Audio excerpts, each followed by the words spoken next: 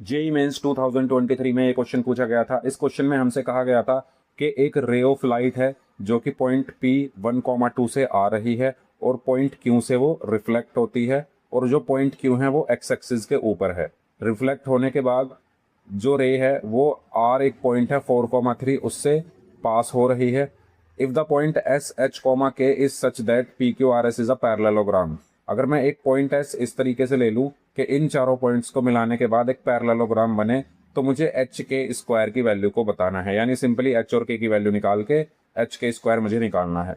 तो सबसे पहली चीज, इस तरह के क्वेश्चंस में जो भी रे वाले क्वेश्चंस होते हैं, मैं यहाँ पर जो भी पॉइंट्स हैं यानी इंसिडेंट पॉइंट और रिफ्लेक्टेड पॉइंट, इनकी इमेज निकालता हूँ। तो 1,2 की इमेज क्या होगी, एक्स एक्सिस के अबाउट। तो एक्स एक्सिस के अबाउट ये दोनों पॉइंट पॉजिटिव हैं तो ये फर्स्ट क्वाड्रेंट में होंगे। इनकी इमेज बनेगी फोर्थ क्वाड्रेंट में जो कि होगी 1,-2। ऐसे ही 4,3 भी फर्स्ट क्वाड्रेंट का पॉइंट है, एक्स एक्सिस के अबाउट इसकी इमेज होगी 4,-3। तो मैंने इमेज निकाली और मैंने ये जो मेरी इंसिडेंट रे है इसको पीछे बढ़ाया और जो रिफ्लेक्टेड रे है इसको पीछे बढ़ाया। अब मुझे अपनी इंसिडेंट रे पे भी 2 पॉइंट मिल गए हैं, एक पॉइंट ये, एक पॉइंट ये। रिफ्लेक्टेड रे पे भी 2 पॉइंट मिल गए हैं, एक पॉइंट ये और एक पॉइंट ये। मैं क्या करूंगा, अब इन दोनों रेज की इक्वेशन निकालूंगा। इन दोनों रेज की इक्वेशन निकालने के बाद उनका इंटरसेक्शन पॉइंट मैं निकालूंगा।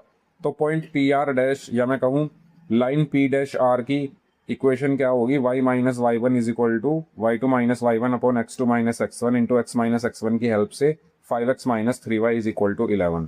ऐसे ही जो रे है हमेरी पी आर डैश, उसकी भी मैंने इक्वेशन निकाली फॉर्मूला लगा के, y minus y one is equal to y two minus y one upon x two minus x one into x minus x one से 5x plus 3y is equal to 11।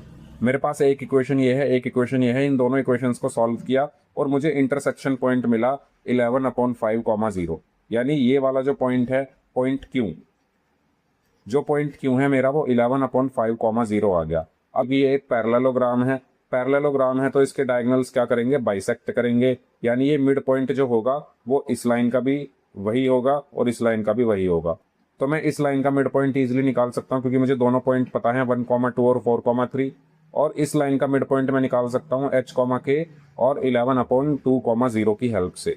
और वो उन दोनों को मैं क्या कर दूंगा, इक्वल रख दूंगा। तो मैंने क्या किया, मिड पॉइंट निकाले पी आर के 1 + 4/2, 3 + 2/2। क्यू एस का मिड पॉइंट होगा 11 + 5 + h/2 + 0 + k/2।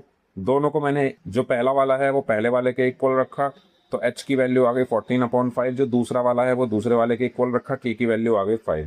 मुझे चाहिए था h के स्क्वायर, h और k की वैल्यू रखी, तो मेरा फाइनल आंसर आया 70।